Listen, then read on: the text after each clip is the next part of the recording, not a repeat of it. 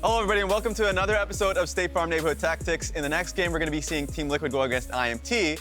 And it seems natural to talk about Team Liquid just because there's so much criticism on the games that they end up losing earlier on in the split versus 100 Thieves when they were going up against a better scaling teamfight composition. And in this game, when they were going up against Evil Geniuses just last week, and once again, going up against a better scaling teamfight composition, going up against Ezreal Yuumi, they're the team that had Lucian Nami. So they had a great early lead that they had here. 2K goal lead. They're setting up around, taking the first top turret. Problem is, they run into a snag. Double TP that ends up coming through. Jojo Pion initially gets pushed away from this engage. Hansama does miss position here, and that does tend to happen in a lot of their games, but in this one, like, just one mistake, they don't completely lose out from this fight. They still have like about a 500 goal lead, but it's more so the next play that I'm focusing on. Because when you do make the first mistake, you want to at least look ahead. What is our major win con here? You have the first two Drakes. You want to be able to aim for the third and go for, soul point win condition, especially if you want to be able to speed up the game. EG will fight for it. But immediately afterwards, Team Liquid actually redeploys topside. So if I were to end up zooming out the minimap, you can see question mark pings on top of the Zilean top lane. They send 4, at least Evil Geniuses does, towards the mid lane. And so, focus on the game at hand. Danny, Inspired, and Vulcan instantly take control and position here. So they can take one Drake. Sure, it's their first Drake, but the point is it will elongate the game even more. It pushes Team Liquid away from that soul win condition and puts Evil Geniuses in a great position in terms of team fighting. And so this particular team fight, no one ends up dying. Spoiler alert. Like, this one is essentially Team Liquid's get away from this one in a hair's breadth in a way. But the problem is, as you can see here, Evil Geniuses start out. Team Liquid's trying to push, trying to cheat for some vision as they walk through this bush. But as I said, they get pushed away from this, another team fight snafu, because they're not prioritizing the next objective. They tried to go for top lane, outer turret once again after the first mistake. And this happens a few times. I mentioned that it happened versus 100 Thieves, where the game was even for a little bit ahead for them at that point when they're aiming for Baron. And then 100 Thieves take control of the Baron River and force a fight that Team Liquid are in a bad position to win. One thing I think that's really interesting that you pointed out, just because we talk about this team, we talk about like what being proactive means around stuff, is that it's not like their early games haven't been good, right? Like, they actually put themselves in really strong positions to win. And then it's like these situations that you're bringing up where it's just like a little bit of misposturing or mistiming around like what objective they're taking. Someone gets caught out. And that's when a lot of these more early to mid-game focused compositions don't end up scaling as well into what their opponents have. Yeah, and I like the two clips you pointed out in that EG game, because Hansama getting caught out might have been an awareness issue of where the TP could come from. Bjergsen being late to the dragon fight is almost like I would say it's like an old habit.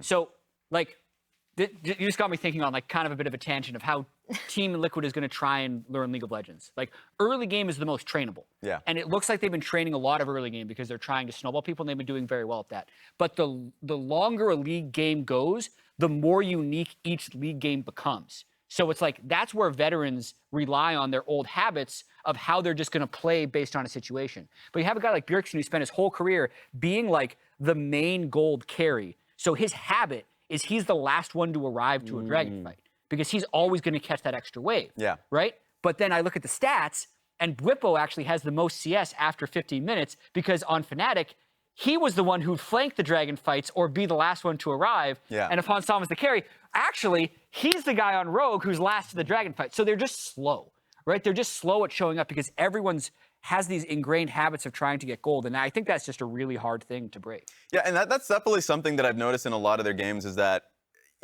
it's easily forgiven if you have the better scaling composition, because we'll just take the next fight. It doesn't matter how long the game goes. But if you're the one that's pressing, if you're playing either the Kalista Renata comp or something in which you need to be able to press your advantage, but then you are basically pushing the win con again and again, that's the problem that needs to be addressed. And I love this conversation around Team Liquid, particularly with the added context of what they have vocally said about how they wanted to approach this split, at least in the early portions, right? Saying, or hearing from multiple players quite directly that they want to play more aggressively, index more into the early game. But yes, with that, they're doing right, that well. They're good, and they're good at that part, but exactly, it puts such a distinct focus on those few impactful moments in the game, though, where it can be won or lost, right? So when we look at those 3 losses, it's very easy to be like, well, what the hell? This TL's not living up to the names on their roster. But we also need to remember that in 8 out of 9 of those games, they were winning it and then, lost it in a moment, in a fumble, for sure. And then, the next question is going to be,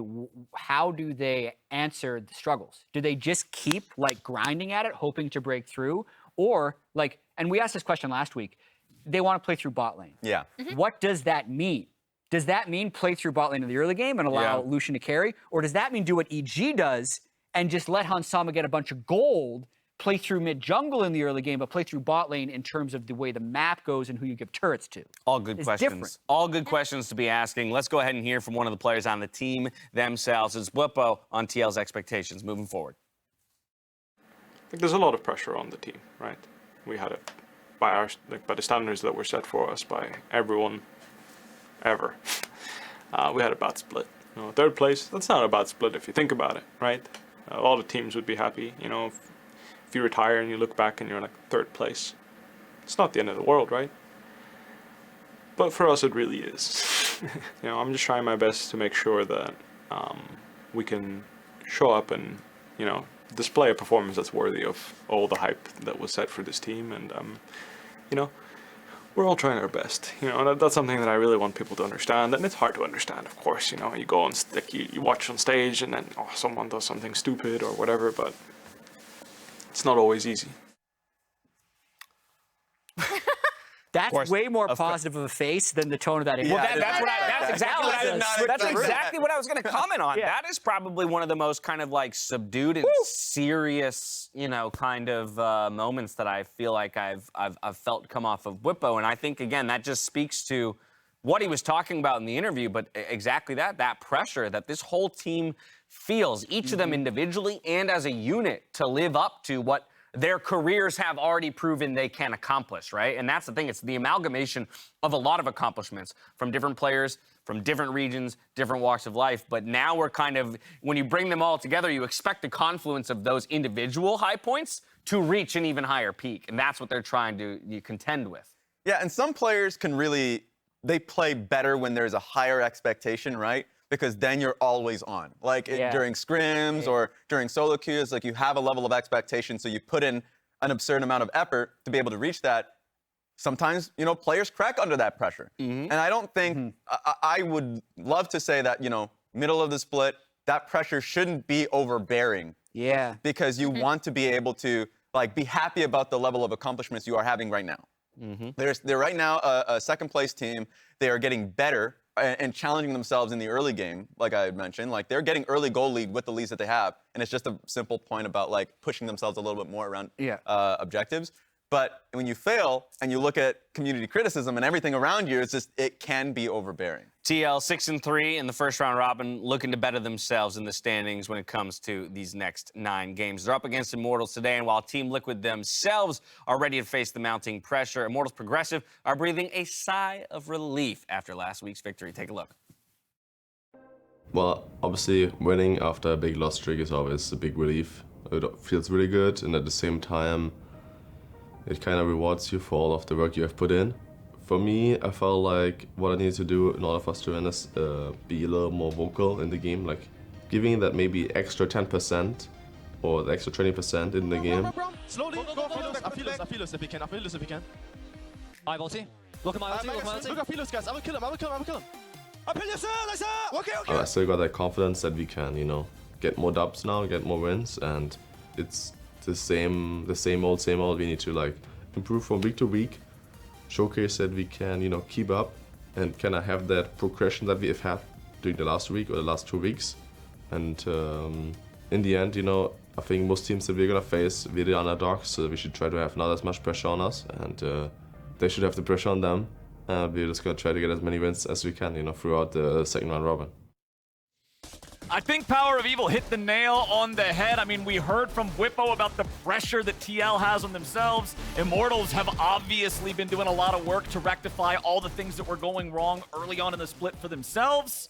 We'll see who's actually going to emerge the victor here today. Immortals looked so much better last week than all 3 of the other weeks put together, multiplied by 5. Like, this past week was such a better look for Immortals. I mean, game 1, they did end up losing that, but they had 20-25 minutes of a really solid league, and then the wheels kind of fell off.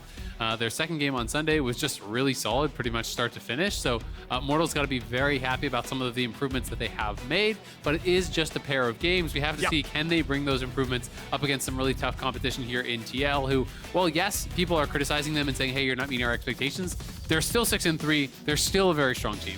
They still have a super fast game time as well, which speaks to when things are going well for them, they can absolutely dominate. That's one of the things that they're really good at with CoreJJ and Santorin and stuff, is blowing games open. But there's the times where they just never really get into gear, and the enemy team can find leads on them. And then they actually lose very quickly because they're not used to playing, it seems like, from behind those positions. Well, you know that they are going to be expecting to make this one of those quick games, especially if they are to live up to their own expectations. They should be able to slam a team that is 2-7. Yeah, and Bwipo talked about being third, being good for some teams. I was on a team that got back-to-back thirds. Didn't always feel great. I can attest. And then we missed Worlds in the gauntlet run. I hate to see it happen. Yeah, so, you know, not always satisfied with third, even if you don't have insane expectations. But I get what he's saying, right? Like third is a good placement, but it is not their kind of the expectations that have been set for them, or the expectations that they have for themselves. I wonder if it's just Corki or like Victor. Do they just triple ban control mages mid? No, in fact, it is going to be Gwen. So a couple of control mage bans thrown towards PoE. That is still, of course, his bread and butter. That is really where he has made his career. But it is interesting because Victor is his most played, Ari's second most played this split. So they're not, in fact, banning those out. They're banning kind of more like historically what has been his comfort champs. Yeah. I think also banning out the things that if you were going to lose, it might be because he got one of these control mages, game went late, he wins a team fight or something. With the Corki nerfs as well, you think maybe that's taking care of itself. We do see people trying to adapt the build. Does it still work as well with less AP ratios on things and whatnot? So maybe they think that takes care of it itself. Well, I do like this first pick, Poppy, for Immortals. Very, very strong pick, like we were talking about in the last game, really showing up as one of those top-level junglers that can do a whole lot of work, especially if your opponents have a bunch of dashes that they're going to be playing into it. Team Liquid going to respond, locking in the Seraphine. Ooh. There's going to be some team fighting on the menu. Very likely farming Seraphine bot is my expectation for Hans, and I'm kind of curious to see what the pairing would be. Are they going to draft the full bot lane here, or are they going to just hold that second pick for later? Of course, theoretically, it can go mid. People play some Seraphine mid, but much more commonly, we're seeing it not as support, not as mid lane. It is as the farming bot laner. And I mean, Bjergsen is a team player and will always play whatever if they are like, here, Bjergsen we got plays this. whatever he thinks wins. It's also like, this thing's strong. Let's just draft it. We'll figure out where it goes later. All right, Bjergsen, there you go. Because Hans so far this split has not played anything other than standard AD carries, but it is very strong in the bot lane, the preferred position. So probably going to end up in his hands. All right, well, we have a Gangplank locked in for TL and for Bwipo. That one's not really going to have any problem with Poppy. There's no dashes to block. You can eat the orange to get out of the wall slam. Kalista locked in for Immortals. Ooh, and if you want to play towards bot, right? You know, I always think GP is so strong if you want to play towards bot side. It is going to be Kalista Nautilus, so very aggressive lane here. The answer to their enchanter is all in. We'll see what they're going to be able to do. This does mean, though, when you don't pick your top lane counter here, that TL is going to be able to ban away some of the more common answers. But most of the strongest solo queue picks against GP are ranged top laners, which people aren't really playing. Like, I think Kale is incredibly strong, for example, in a GP, but not a lot of people are actually using that on the LCS stage these days. And when you have a focus towards bot lane, it's more likely to be a more kind of generic safe pick for Revenge top. And Revenge also, well, he is willing to play counter picks. He is one of the riskier counter pickers in the LCS. And so if there is a range top that they want to go for, there are also a lot of range tops to pick from. And if you want to throw 2 bans and they get third on his list or something, maybe they're comfortable with that. It is interesting to see the Nautilus over the Renata, which is often what you pair the Kalista with. It's less lane dominant, but maybe better for killing the Seraphine if you just want to, like, at 6, have way more lockdown CC. So we'll see how they want to address that, because otherwise it's a little strange to see the Nautilus pairing. Yeah, I mean, Renata is really strong for sure, but this is obviously the more aggressive option. It does give you your hard engage, because Poppy is not really hard engage, it's follow-up, right? So if they're not planning on drafting, I mean, PowerOfEvil is not going to play hard engage, and Revenge has not really been playing much of that. He has 1 Ornn game. That's the only thing I'd really put in that bucket. So I think it's maybe more of a nod to the composition instead of just the 2v2, because I agree. I think Renata in most cases is stronger in the 2v2. Fiora gonna get banned out though. Fiora has risen so much in priority in this split to the point where some people are just willing to straight up blind pick it. We've seen that, you know, from FLICKR. Revenge has brought it out once as well. So couple of those split push top laners have been banned away from him, and if Teal want to play towards bot side with the Alistar, I mean, they already have their own engage. Yeah. And when you pair Seraphine with a melee engage champ, it's very easy to get these long-range Seraphine ults, where Alistar's running forward, you ult through the Alistar into the enemies, and you kind of get that range extension, which can be really, really strong. And TL's going to spend their last ban going after one of those picks that you pointed out earlier in the first phase, that PowerOfEvil has actually played more this split than the Azir or the Orianna. Ahri is one of those safety picks. It feels like they just kind of want him to play Victor, right? And then have potentially a counter pick here for Bjergsen. Well, I think it's a good call out too, given that after seeing the Kalista Nautilus, it's more early game oriented than you might have been thinking otherwise. So the Ahri is the thing that would enable this aggressive bot lane. If she can get shoved and roam down to the bot lane, this is something that you can kind of take out that roaming mid win con a little bit. Ban. Yeah, so they're thinking this might actually be Seraphine mid, which is interesting. They're willing to ban out the Draven because they're saying, okay, Draven can just stand there and chat fight Kalista and beat her. Yeah, it's just a protection because you did pick the less dominant bot lane. Like we were just saying, they didn't take the Renata. Yeah. And so if the enemy team sees that and goes, oh, they just left themselves open to actually lose this 2v2, let's flex the Seraphine away, take the Draven and actually just pub stomp them 2v2, then this is saying, okay, we don't want that to happen because we did not take the strong 2v2. It's kind of controlling for that, but again, it's not something we've seen played so far by Hans. And Team Liquid is going to keep the flex power of that Seraphine all the way to the very end of the draft. They will go ahead, they will lock in Viego in the jungle there for Santorin. Okay. Immortals picking up the Sylas into here. Alistar. I actually love that pick. That's literally all you need. It's the best ult in the game to steal. If Alistar is there, nothing else even matters. You have a really effective ult. But Seraphine is great, GP is great. So he does have some good options, but really you want Alistar every single time that is available. So I'm so curious to see what Bjergsen would look towards. I am still expecting this to be farming Seraphine bot, and just kind of the standard Gnar as the answer here. Again, range top laner is pretty strong in a GP. If you're not going to play a super aggressive melee, it's so hard to play in GP because it's just very easy for him to poke away at you, and you can't really play around the barrels. And if you do play those range matchups, you do need to often send jungle resources up to protect it, and then you're playing to two opposite sides of the map. Exactly. So they're saying Kalistas are all in, kind of like we want to play through bot lane a little bit here, and that's what they're opting into.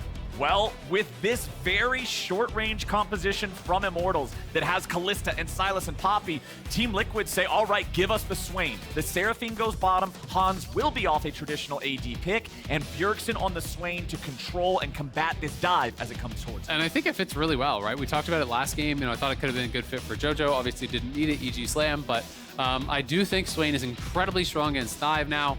You can do the Imperial Mandate build, but you can also just go Leandry Zonias into these dive comps and just create so much space. It's a really difficult champion to deal with. Especially with the Seraphine, there's those two units together just combined to make this annoying death ball where it's so hard to get away from if you start getting chased down. Through GPLT as well. It's hard to get to actually kill anyone with how much utility is available. So this is a tough game. I think if you don't get a lead early on, and that's where the pressure will be on Lost, who was one of the people stepping up last week, had a great Kalista game, even in the loss. Right, and that Kalista has got to be active. It's got to be aggressive early. If you pick Kalista and you're just playing the lane passively and farming, don't pick Kalista. I need to see this really get in their face and get them off to a good start, or I think it's doomed. Yeah, absolutely. I mean, I think especially against Swain, you have to be playing from ahead of Swain. You want to get to that critical mass where you can burst through the enchanters, burst through that Swain healing. Clap it up there, Mark. Clapping into the mic a little bit. In the chat. Joining in. Mark's leading the charge for the claps. I also have to say the PoE Sylas, interesting choice because he is traditionally a ranged control mage player and has been criticized before for his melee play. And so to see him opt into this, I think is speaking to that revitalized Immortals that they have grown as a team and they can play these different play styles that are not just my Corki hit 40 minutes, which is kind of how they won with some good Corki play on Sunday. Yeah, I mean, I know in the past he's brought out some melee champions like Diana and stuff, but often to a lot of criticism. Well, Bwipo has never been afraid to play the game the way he wants to play it. Let's go ahead and check in and see if he's got any advice for Kenvi as we start this one up. What do I think about Immortals? I don't know what to think. I think they are a victim of what is like the status quo, which is, you know, your jungler should be able to do X and Y, your top laner should be able to do this and that, and every role, like that's what I think pro teams in general are strangled by, really. It's like, this should be X, like this should be like this, and then you expand, and then that should be like that, and then you expand. But if you get players that are specifically good at something else that's not the status quo, then you should just do that, man. Like, why do you get the player if he's not good at it? Like, that doesn't make sense. And I'm looking specifically at Kenvi here, right? Like, he's known as like a carry player, kindred player, goes on stage, plays Trundle. It's like, why'd you get him if you're gonna make him do that, right? Just let the guy go loose. GM Bwipo coming in with the call. Square peg, round hole, not impressing him. I also love that he's giving this SOT, and we're watching Kenvi walk out on the map as Poppy. Yeah, right? Like, it's good editing. He's like, what are you doing? Like, get him off these tanks. But yeah, I mean, Kenvi was really known as like a kindred guy. That's kind of his most famous champion. So I do agree it can be difficult when you're kind of trying to force to adjust to what is that LCS style, but they start enemy blue. They do steal that away, so Kenvi set up for potentially here a 3 buff. Yeah, really nice delayed invade where I don't think it was actually spotted out by Santorin. No, they came through bot, I think. Yeah, so they might have seen them running in, but didn't seem to know that the actual blue buff was gone. Trying to control for that, but he's stolen away right there. Oh, good buffer on the Q there from CoreJJ. Really nice timing to actually land the knockout of his own.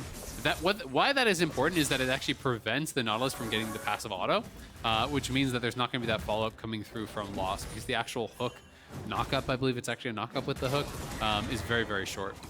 And if CoreJJ can keep doing that, well, then there's no window for Lost to be able to follow up. There's no opportunity for that Kalista to use the powerful early game and use that laning phase to try to bully these guys and stop the Swain Seraphine death ball from coming online. So interesting, I did go back and look, and Team Liquid did have a ward to spot the invade, and so I like this from Immortals also leading to a bit of a split map situation where they didn't have Santorin with much to do on the bot side. Yeah, you can run down and grab those 2 camps, you kind of have to go top, and this allows your Kalista lane to push pretty freely over and over again, so already kind of opting into that win con like we were talking about. Venge underneath the turret here nice and early as Bwipo has control over the lane here on the GP. You can see some back pings coming out around that top side of the river there. Kenvi set up here in the bottom side as he'll be able to take this Scuttle Crab. Santorin's just hanging around, walking through the jungle, getting a nice scenic view of everything. Touching some grass. It's funny because Kenvi hasn't gone to his top side yet either, so they're both kind of hovering around bot for each other with no camps. They did get the Scuttle Crab, though. But I mean, this means Kenvi's actually pretty far ahead, to be honest, because he's crossing mid. He's going to try to double Scuttle. He didn't actually use his Smite there either. So Santorin basically has to make a gank work now, or he's just way down, because there's double Scuttle plus 3 camps on top side for him to farm. This is really awkward. But they also got the vision of him in the river, so they know that he just has nothing to do right now. So a really good start. As much as you know, Bwipo was saying, oh, it's the Trundle, it's the Poppy, these aren't his champions. He's still start here. Yep, absolutely, starting out very well.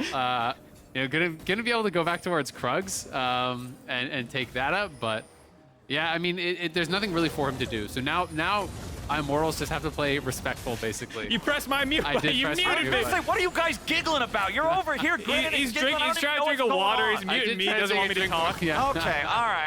I was done with your point, Mark. I was sitting here trying to piece this together, figure out what you guys are doing, if I'm getting punked or something. All right, so mid lane, PowerOfEvil here on the Sylas. I really have a lot of focus on him this game because, as you rightfully pointed out, he has one of the strongest like archetype brands of anybody in terms of what he plays. He plays control mages, and that's it. And now that he's on the Sylas, he needs to be able to step up, because if you expand to a different type of champion and suck at it, you're not making much of a statement. Funnily enough, even if you play like 70% of your standard on other things, not straight out suck, but like you're so good at this other thing, people just go do that every single time, and you almost kind of pigeonhole yourself from the perception of others. And to be fair, you actually shouldn't do that. You should still have these things in your back pocket that you can flex to when it's the right time. Like you're saying, you see the Alistar pick? Yeah, they banned so many control mages just being like, this is what he's going to pick. He's going to pick Victor here. Yeah. And to have this in your back pocket is very important going forward throughout the split so that people can't just ban out your main things. And I think throughout his career, he has had some times where he's willing to kind of make that branch out. But the problem is he's never, I think, actually convinced his opponents that like they have to respect it, right? And I think that is that missing part. You know, I don't mean that as Flame.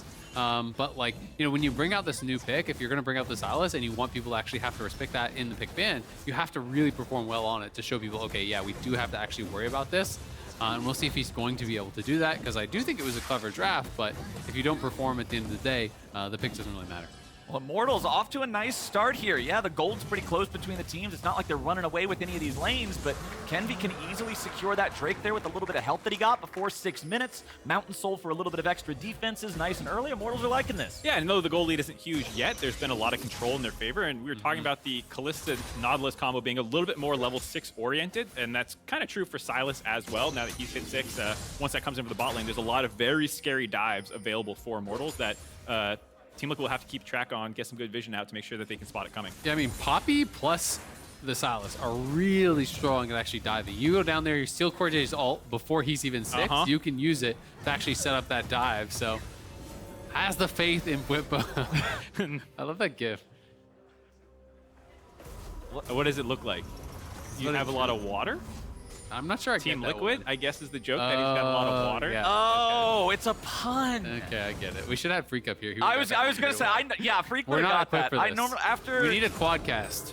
a quadcast, and Yeah. Freak's job is just puns. Yeah. There's only 3 headsets set up, so he'd have to just be on a stick mic or something. Oh, it's their first wedding anniversary, and they're here at LCS. Happy anniversary, Happy whoever you are. anniversary! People tweeting. Wish you Hell many yeah! happy years. They're waving at us. I think it's those people over there. Hi, congrats. Hopefully, we get to give you a banger game as a wedding anniversary present. Yeah, and if you're cheering for wedding different present teams, would be a little bit late. Anniversary present. The tweet didn't say their favorite team, so I'm going to guess they're Immortals fans. Yeah. Yeah, that's your default, Mark. Yeah. Not going to answer that. You can't make me say anything bad. I won't. All right. Okay. Game is still pretty even.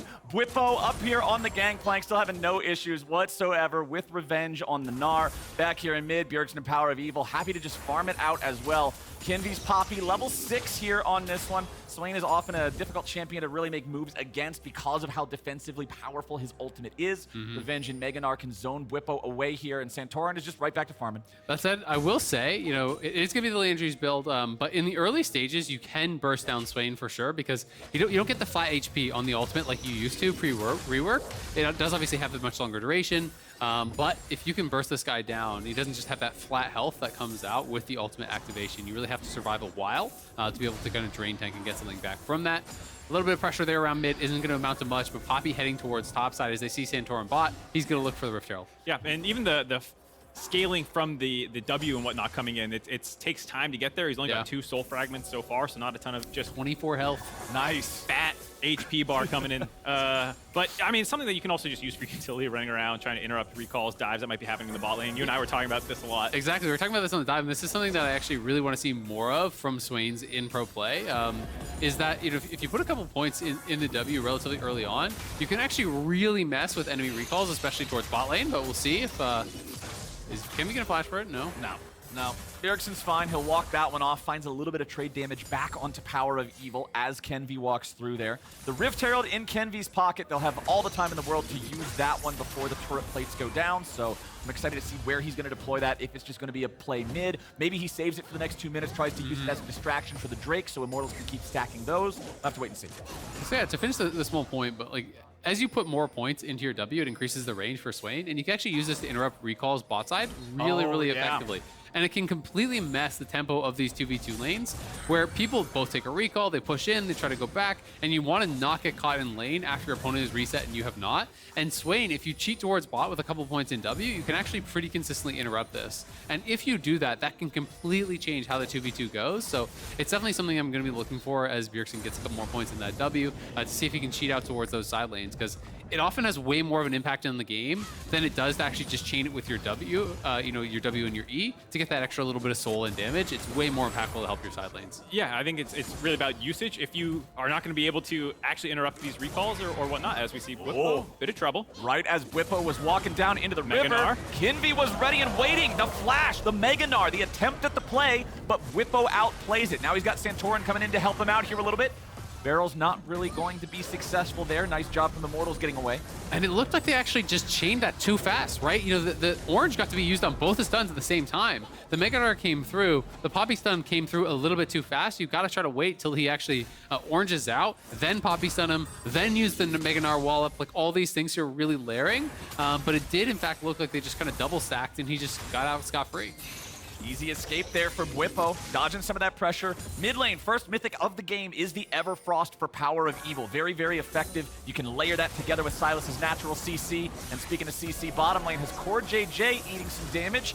As Lost and IgNar try to play aggro down here. There's a slight farm lead for the Kalista, but honestly nothing that a bot lane Seraphine is worried about. And this is when Immortals needs to put their foot on the gas a little bit here with this Rift Herald, with the next Dragon up right now. Try to find a play around this bot lane or mid. Yeah. I mean, especially given that your top play didn't just work out right now, but there are TPs to come in. So you want to try and find this kill, get the Dragon, make something happen here, because otherwise if Team Liquid just keeps hanging out, they're actually relatively good from there. Especially because they already got that first Dragon, right? So grab the second Dragon here pretty quickly. You know, pull CoreJJ and Hansama into a difficult situation if they were to try to contest it. I don't think TL will. I think they're just going to give this up. Yep. Because Core and Hans are not giving any windows in the 2v2. CoreJJ has basically, you know, timed his headbutt every single time there, or pulverized, I guess it is actually, every single time that Nautilus is hooking in, right? And been able to actually interrupt that very, very easily. Hans is staying very far behind Core, so there's not really any opportunity for them to find those all-ins. So you've got to staff objectives so that you can try to force them potentially here at this third Dragon to try to look for some sort of response. Cloud, I don't think that was what they were looking for. No. With this team comp, it is not the best. Kenvi jumping in after Santorin a little bit here, but with Bjergsen being the first one to rotate over, Kenvi can't pursue that any further. Power of Evil, also not a ton of mana to work with here. Bjergsen's telling the same story as Bwipo eats a little bit of damage from Revenge, but honestly not a whole lot. Still doing just fine. He'll be able to pick up this whole wave here underneath the turret, dropping the barrel. Kenvi coming up towards top, might have something to say about this. Bwipo just poking towards Revenge here. This Rift Herald was almost out. There was only about 40 seconds or so left on it, so they do need to drop it, use it just somewhere. And it looks like they'll try to take this turret as low as they possibly can up here in top side. Of course, not enough to guarantee the full kill, but at least they get the 2 plates. At least they get the guaranteed money. And they're still looking to make this move. Bwipo getting slammed here. A little bit more damage coming out, and it's first blood over to Revenge. Nice move by Immortals bot lane. Like we were saying, they start getting proactive on the map. They, with that shove after the Dragon, just rotate up to the top side, drop the Rift Herald. They're going to be able to grab this turret as well and keep funneling gold onto both Lost and Revenge. That was actually great, right? I love the fact that they do this post-Dragon take as well, so there's not any chance of a cross-map play. They'd already taken Herald top side. They take the Dragon bot side. They immediately go top. Lost gets all the local gold off that, so just got 600 gold, plus they got first blood onto Gnar. That just skyrocketed them into the lead. You know, 1.6k is the advantage here. There's some great scaling on TL, so they're not going to be sweating it too much, but it's these kind of moves that Immortals are going to have to make to continue ramping up the pace of the game. Both Revenge and Lost up about 600 gold after that play. And like you said, with the Dragon stacking in their favor, there's also a TP bot for Revenge right after, so not needing that in the immediate future and able to collect some farm and protect the bot lane turret to make sure that no extra gold really goes into Hansama's pocket to punish that kind of play up in the top side. All right, still 3 minutes before our next Drake spawn, so nothing really to fight over in the neutral objective game right now. Immortals, 1,500 gold ahead. Team Liquid, comfortable with their scaling. They've got some powerful picks. It's all about making sure that Immortals does not get off to the lead that they want to here with this Kalista. Still got eyes on Power of Evil, seeing if there's any plays to be made here with this Sylas. But honestly, gentlemen, we didn't get first blood until 13 minutes. This game is slow. It's definitely slow, and I think one of the things that's potentially concerning is that while Team Liquid does have the scaling comp, and we are saying that's fine, there are also times in their losses where they seem to just be on the back foot and never do anything, and then the game just kind of ends at 26, 27 minutes because they've seeded everything. And Santorin was put on the back foot immediately, and he has covered some plays, but he hasn't been able to make anything happen for himself yet. And the entire team of Team Liquid, while yes, it's only a 1k gold disadvantage, it's 2 dragons, it could quickly become 3 and then 4 and then Baron, and they never actually found their moment. And that's to me why the big inflection point is the third Dragon, right? I think if they actually give up a third Dragon here at 16 minutes or so to 17 minutes, that is too fast, and they're giving over too much, you know, priority and too much pressure to the Immortal side, and then I'm going to start really being concerned. If they can grab this Herald, this sets them up well for that third Dragon. This has become a pretty common 1-2 play. You take the delayed Herald, wait till third Dragon spawns, drop that Herald mid, use that to try to create some pressure to force your opponents to respond. You get the inside track on that Dragon, you set up for it, you take that down. So we'll see if TL is going to be able to look for that sort of a play, because they do need to start challenging here. They need to make sure that they can get those item completions in. Looks like basically everyone has Mythic, and it's double Leandries, which you may be saying, well, why did they do that? But it got changed so the Leandries can actually stack, so you can have the double dot damage now. It doesn't just kind of like erase the other person. So, well, I like the fact that Immortals did not fight for that Herald since they didn't have the bodies there. They saw that Team Liquid brought all 5. They were dead set on getting the Herald, so instead they leave Revenge in the bottom lane. He's able to take down the second turret of the game for Immortals, so they get that traded in response to the Herald take from TL. Under 1 minute now for that third Drake. This is the moment we're waiting on. Still nobody near the pit, no vision control in that south side river for either team. I do expect TL to try to do something about this. I do expect Immortals to also be ready to scrap for it. This, I'm hoping, will be our first big fight of the game. Should be something that Team Liquid want to stop. They do have that Rift Turtle, like you said. I like the decision by Immortals to not really contest because they didn't have the TP to match, and you can actually just get the turret for free, which is all that Team Liquid's going to get with the Rift Turtle anyways, on top of the fact that none of your turrets are low yet, so the best thing that they can use with this for Team Liquid is actually getting an into the river and able to get make it so that Immortals has to face check them. All right, Immortals are the first ones in the river right now. That Rift Herald still in Santorin's pocket. CoreJJ, Hans, and Santorin all hanging out here in mid. Bjergsen coming up behind to join them as Bwipo needs to rotate over. CoreJJ going in. Seraphine ulti goes out. Kenvi's going to be your target here at the start. He's going to be taken very low, but he ain't dead yet, and he gets himself away. Team Liquid, dog piling in the middle of everybody. There goes the disengage, and there goes Kenvi. It's 1-0 in the fight for Team Liquid. That was a great fight for Team Liquid. That fat meatball composition you saw, there was a lot of damage thrown their way. A big Gnar ult, a lot of damage, a big Everfrost, but just not enough to actually punch through the health bars. Oh, CoreJJ coming over the wall, looking for revenge, but now Immortals trying to strike back a little bit. Revenge about to drop. Bwipo barely stays alive as Immortals try to get away from it. Santorin's on the chase, going after IgNar, looking to see if the Spectral Maw can land, but PowerOfEvil saves his support. TL get 2 for nothing in this fight. Man, such low health bars there as well. Bwipo barely survives. Core barely survives. And I think Immortals thought they had a really good chance to actually turn that because the Seraphine ult only connected on Kenvi, only hits the tank. Gnar is ready to go from Revenge, but they just didn't have the follow-up damage. They couldn't burst them down. TL now winning the fight, taking the kills, slowing that stack towards Soul. And Core just goes immediately in.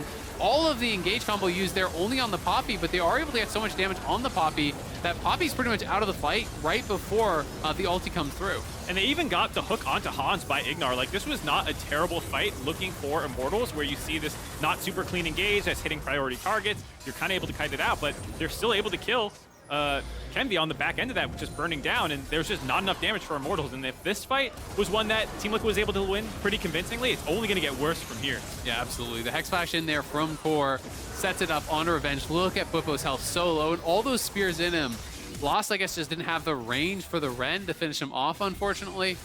And yeah, I mean, if TL is winning that at this stage in the game with their full engage only hitting the tank Poppy, that is concerning for Immortals. You know, they have got to be able to compete in these fights. This may be concerning as well. CoreJJ starting it off. Santorin and Hans ready to finish it, but Kenvi still barely running away. Hans Sama can't find him with the ulti. It didn't pass through a target, so it did not get the extended range. Kenvi just barely lives. 50 HP he walks away from now.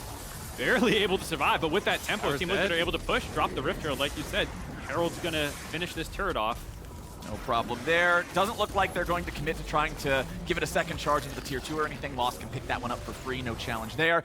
As Immortals have not been looking so great since that last fight. They had that 1,500 gold lead, but now everything has evaporated, and this is scary. And can I just say that I hate Kalista as a pick? I feel like every time we see her picked, I'm just, the amount of times that I am unimpressed far outweighs the times that I am impressed with this champion. I feel like, okay, you've got Kalista here, but she's up against Seraphine, and she just doesn't do nearly as much now that we're into this team fighting phase. Maybe Lost can prove me wrong. I will happily cast or curse myself if I can see this champion do something. It's a tough game to do something because there's a lot of scary frontline who are all pretty much in your threat range if you're in theirs. You know, like there's just not any way to be safe and free hit champions, and they didn't snowball with the you know, Nautilus pick. So it is concerning. I hear what you're saying. Here's your copium. All right, what do you got for me? Last week in that loss to CLG, there was some good late game team fighting by Lost Kalista.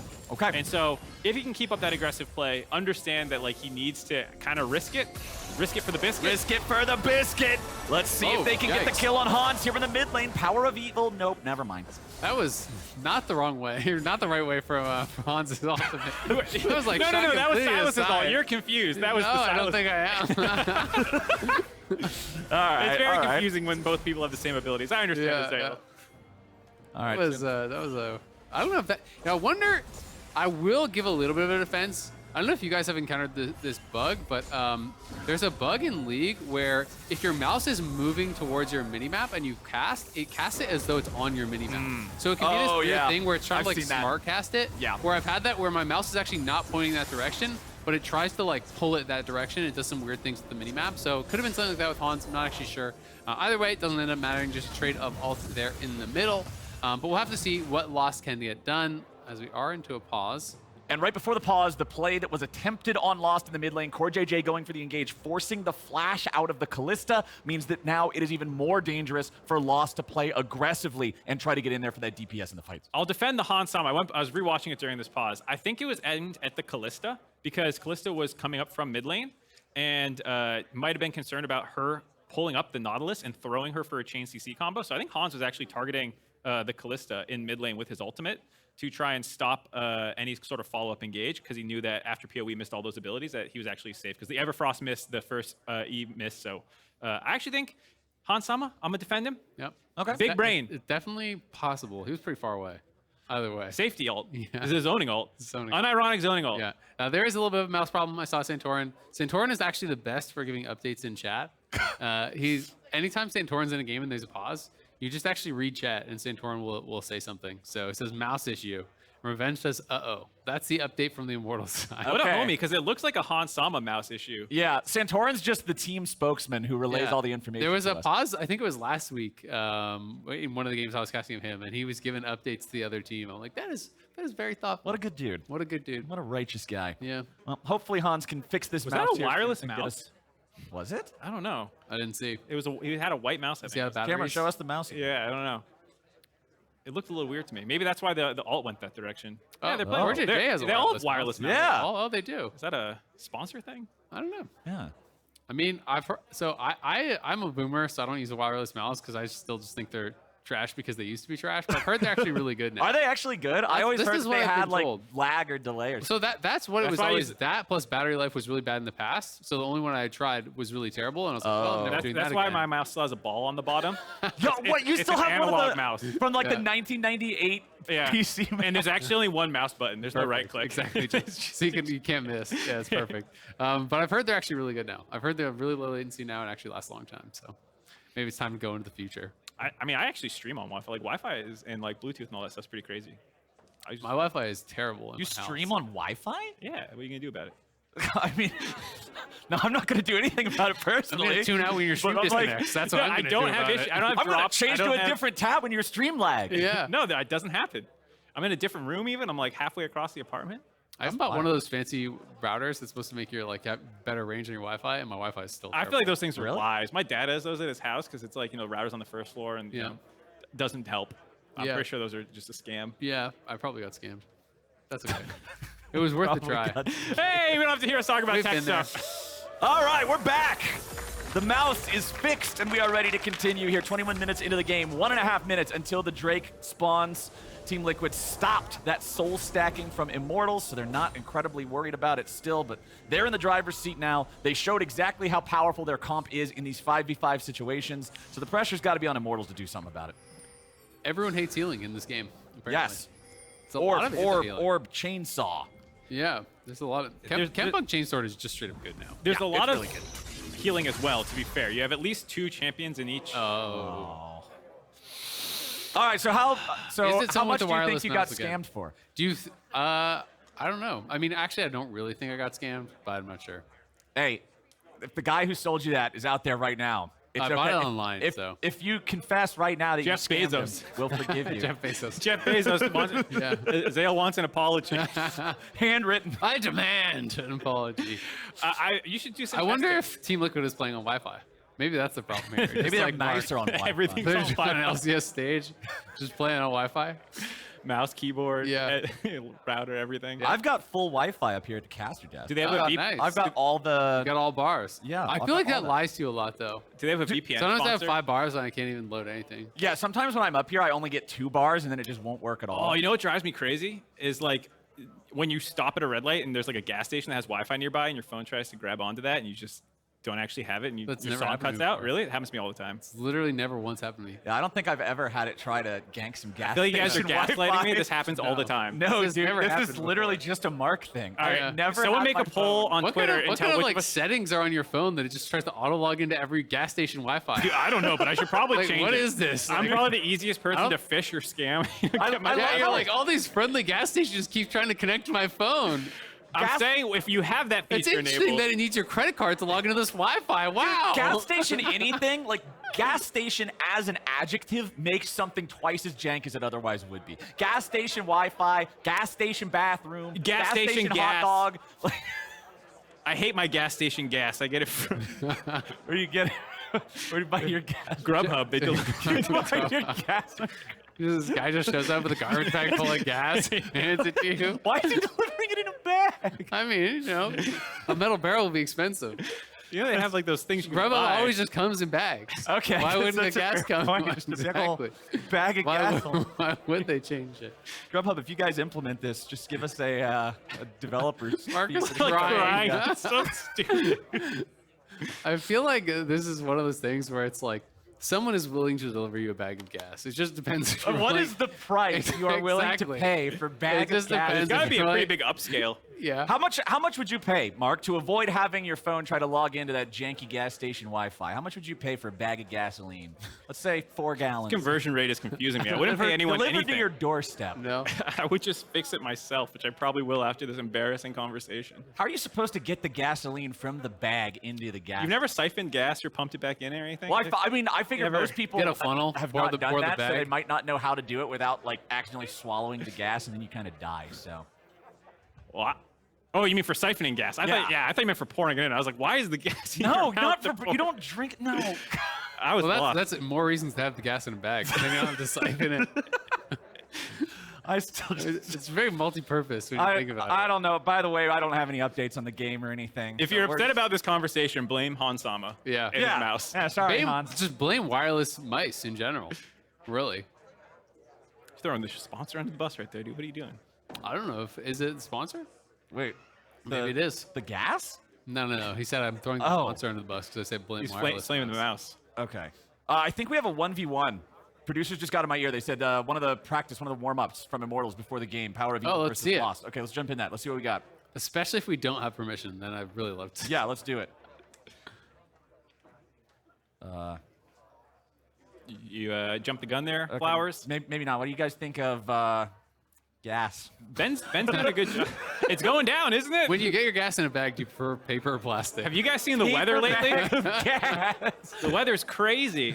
Heat waves in London. Sidewalks are melting or something. You know? Wow. Really? They're Yeah, I think melting. so. The sidewalks I'm glad are I made of live rock. Like indoors. 105, yeah. How can you melt something that's made of rock? Asphalt. You can get it really hot. I mean, what's lava? Hot rock? There you go. Ah, shoot. Oh darn. Rats. You remember the name of Rats that is kind of actually a rock? good one. We should bring rats. back. Rats. I don't think I've ever heard anyone over the age of like 6. Oh, there's R's in chat. We can stop. I think we're wait, ready really? almost. Yeah. Do the R stand for rats? Yes. The rat. Rats, we have to start the game again. They were enjoying the conversation. Yeah, they were loving it. I could tell. That's actually why they paused the second time. Was they're like, Yeah. there was some meat on that bone. We gotta Yeah, let- we let really, it we get really past gotta it. find out where they're gonna take us with this whole gas and bags station Wi-Fi. discussion. We're in the game. Well, they're not. Okay, We- now we they are. are. Now they are. Everyone's Okay. in the game. Okay, now we're back. Welcome back. Okay, no more gas bags. All it's time for now is some good old-fashioned League of Legends. Team Liquid, they have one Drake less than their opponents, but remember that last fight, they clearly won it. Some low health bars on either side. Maybe Immortals think they got the sauce to be able to fight back here in this one. 30 seconds until our next Drake spawns. Nobody's in the river just yet. But they do have better vision control for Immortals, so a little bit easier of a path in. Hopefully they can find the engage onto one of the key targets. I mean, even though it wasn't super clean, Team Liquid was the one who picked that fight. It's going to be really hard, though. Lost with no flash, and all summoners are available on the TL side. So I think it's pretty scary. If you actually show up and you get flashed on, you know, by Bjergsen, by Core, etc., it could be very dangerous. But it looks like they're actually down to just maybe give this, because they're actually sending everyone towards top side. I think it's a little bit of a strange situation, because I do feel the TL are actually in a really strong spot right now. And Lost with no flash means he very likely could have been killed off here, but they are going to just trade it for a top lane tier 1, which this late in the game, I don't think is valuable. So I'm going to straight up say it. I just think it's a bad decision. It's definitely curious. I mean, there was good vision control for Immortals. I understand Team Liquid being a little scared to just like face check it. And technically, there were some item advantages. Like you said, the Gangplank Chainsword being finished. Yeah. There is the Ginsu's as well for the Kalista. So like, they're slightly ahead on items a little bit. And so maybe they're just like, with the vision and the item deficit and the fact that we already stole one of the dragons away, we can use this buffer. But it does put a lot of pressure on you in 5 minutes from now to make sure that Soul does not go over to Immortals. Well, and I mean, to be fair, like like you're saying, they just completed a couple items. LDR comes through, Riley's comes through, so that's probably their call, is that we can complete these items, then we're for sure going to win the next one.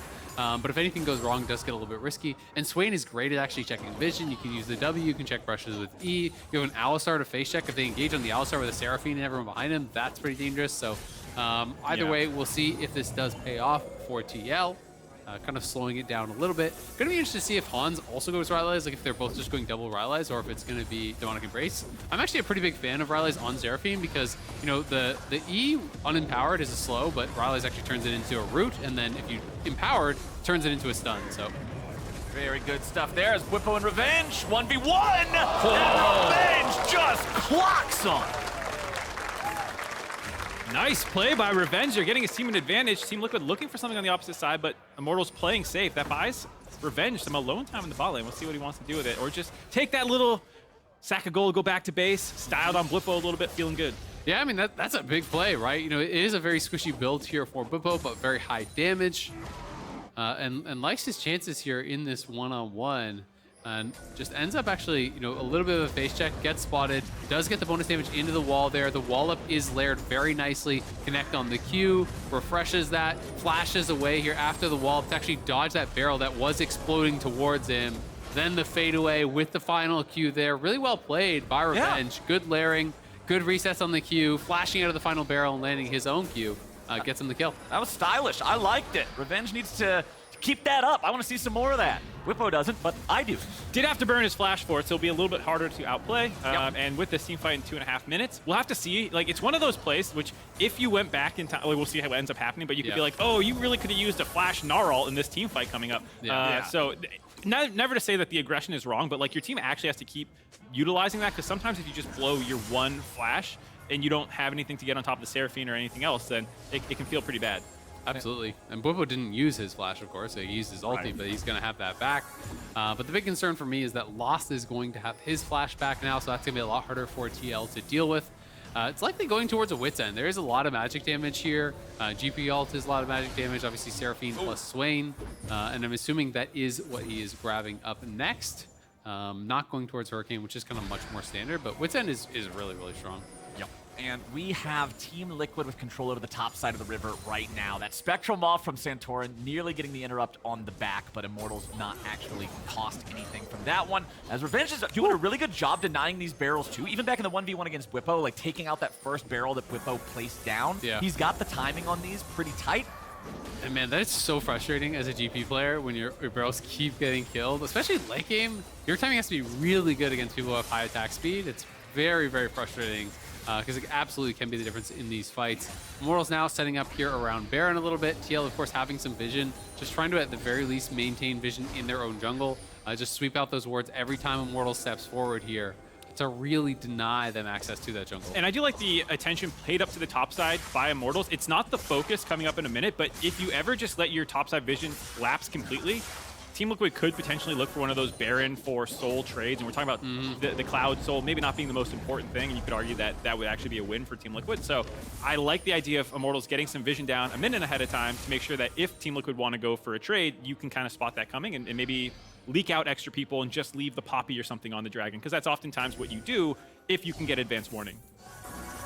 Alrighty, Team Liquid, 45 seconds until this Drake spawns. It is Soul. If Immortals can claim it, TL didn't have too hard of a time stopping them on that third Drake, but now they're going to have to do it again after conceding the last one, trading for that tier 1. Like you said, Isaac, Immortals will be roaming over there as a team, but it will be TL who have control over the river first. Yeah, and it is a bit of a late base here from PoE. So we've seen a TP straight out to mid. Bwipo is answering top. He does have his ulti and his TP. and they're trying to get mid lane prio here. They're gonna go. All right, Santorin might just be the target here at the very start. Uses the ulti to get himself away, and a nice team fight coming out as Immortals are going to be locked down here a little bit. Bwipo going on a rampage, Revenge going down. Santorin suffers now as well as PowerOfEvil looks for more. He's still got the stolen Swain ulti, but CoreJJ is looking to take him down. He can't do it, and Lost grabs the kill. PowerOfEvil keeps on tanking, but he can't find the heal in time. Lost gets cut to pieces, and Bwipo ain't firing blanks. IgNar tries to get out, but Immortals have already lost 3, and it's about to be 4. Bjergsen just needs one more hit, and he gets it. Team Liquid crushed the fight. Oh, they come through in the end. The initial part of the fight was not bad for Immortals, but PoE, it felt like way overextended there, trying to chase in for more, gets turned around on, and his team is so heavily punished. Kind of reminiscent to the game last Saturday, that overextension for the Flash Ahri charm, where he was trying to go for that outplay, where things really turned bad, because you watch the start of this fight, and it's honestly going fine for Immortals. You know, when the rejection comes through from Kenvi, they're actually able to turn and get some kills, and from there, I think they could have just gone Dragon.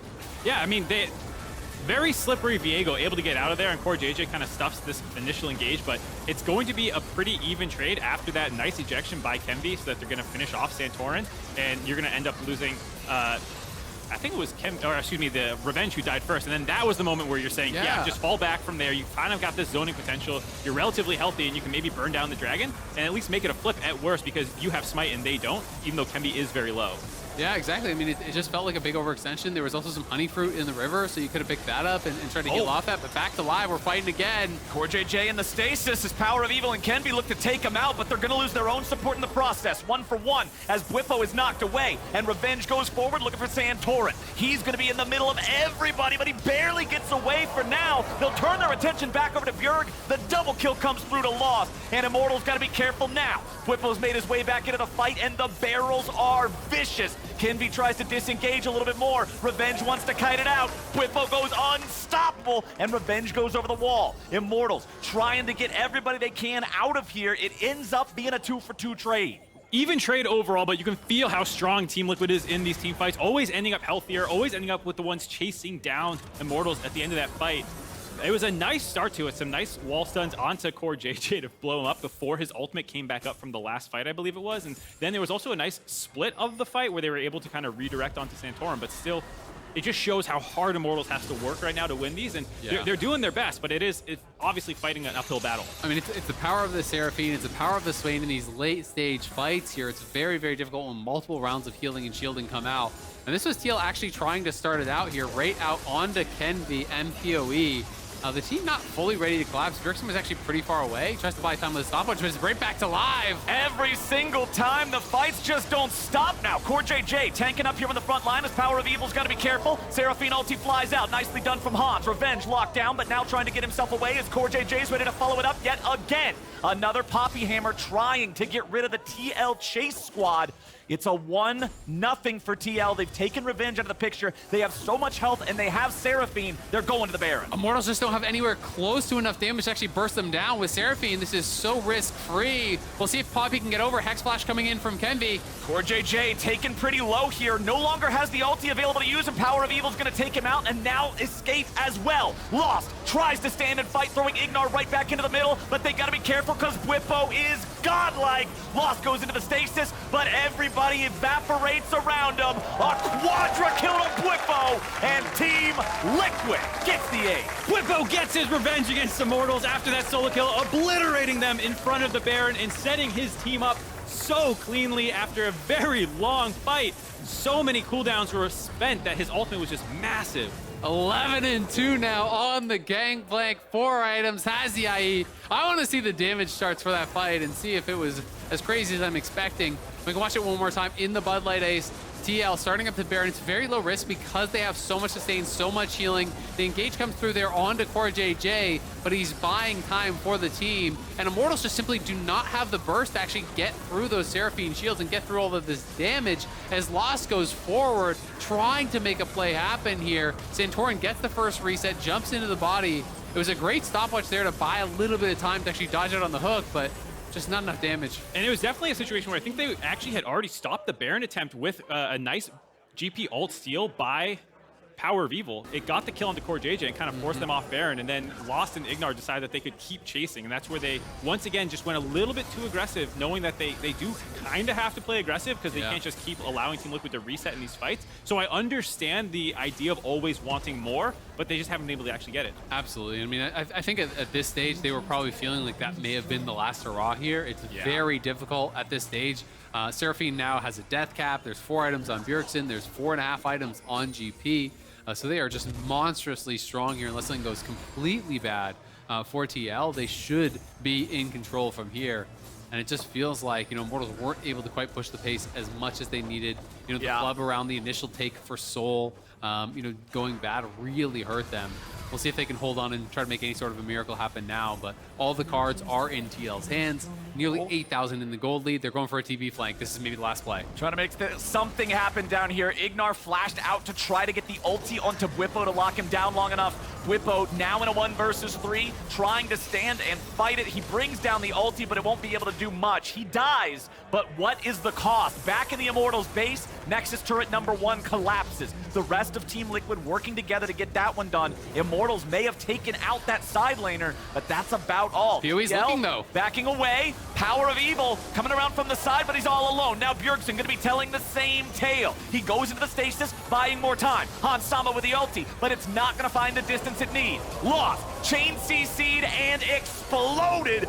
No way out for him. Revenge is going to follow shortly thereafter. Immortals, they wanted to use the 5v4. They wanted to find something, but Team Liquid is too far ahead. PowerOfEvil, stolen Swain ulti or not, it might. Okay, all right, make me a liar. That's all cool. That's all cool. Team Liquid, they're still going to get it done, though.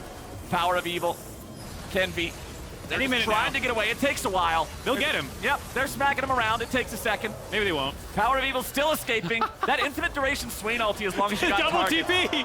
Run! Get out of They're there! bringing in the backup. Team Liquid looking to end the game here. 34 minutes in, 17-8. Team Liquid takes out Immortals.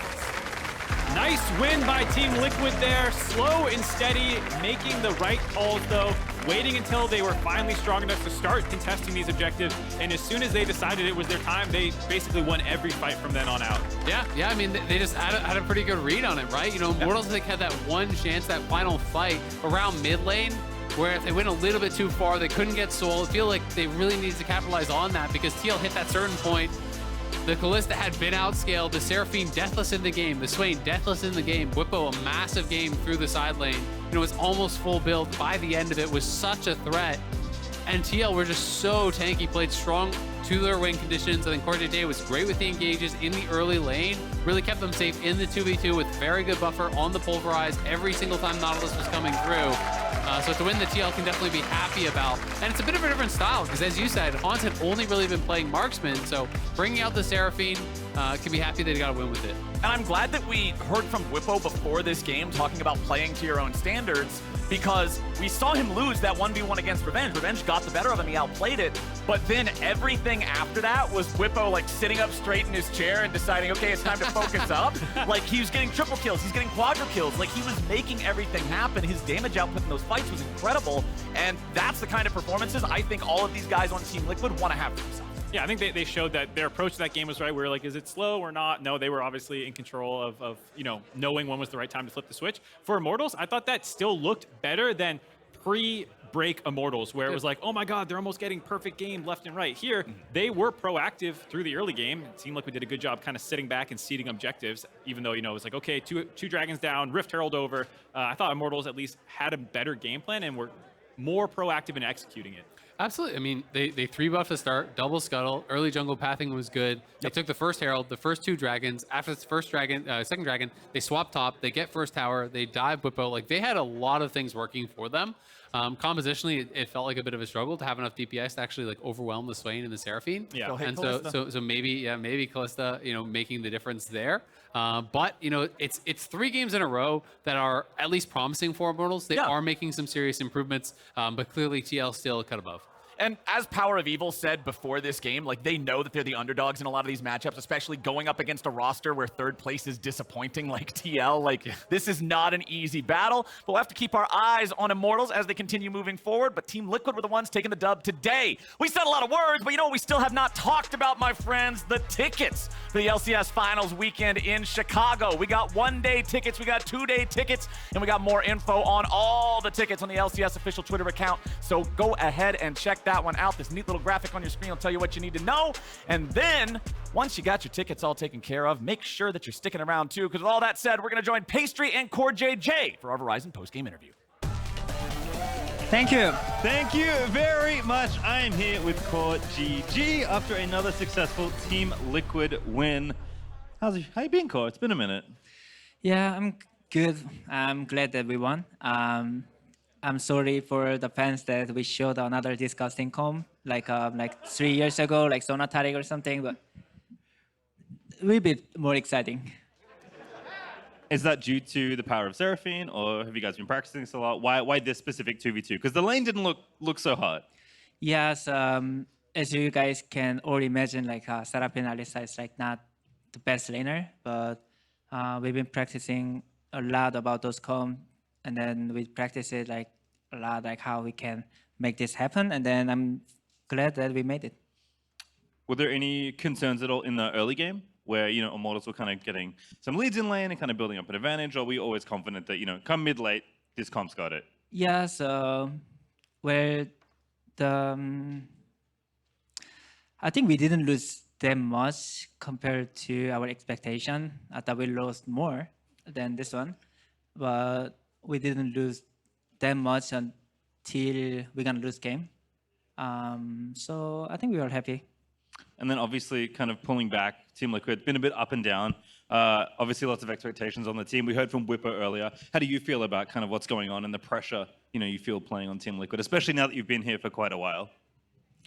Yeah, Team Liquid is a team that we always wanna improve as a team. We always wanna go, you know, better and then higher and higher. Sometimes it's sometimes it can be pressure, but my job is like overcoming this pressure, so it's fine.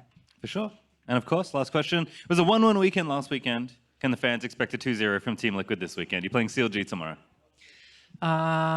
Where CLG did I think they were really close, but you know, didn't look hard today. I hope they look same tomorrow too. Well, Core, thank you so much. It's always a pleasure to talk to you. Congratulations on the win today. Thank you. All right, I don't know how we're going to top that, but we are going to go to a break. Don't go too far away. TSM vs 100 Thieves is up next.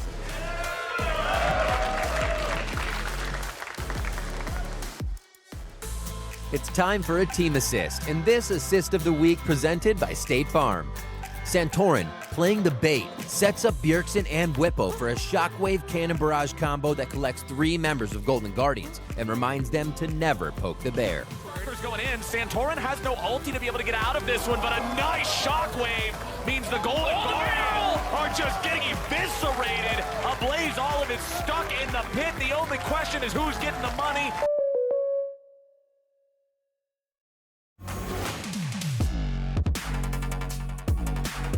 This is the sort of pride that gets you in those big moments, allows you to take down giants.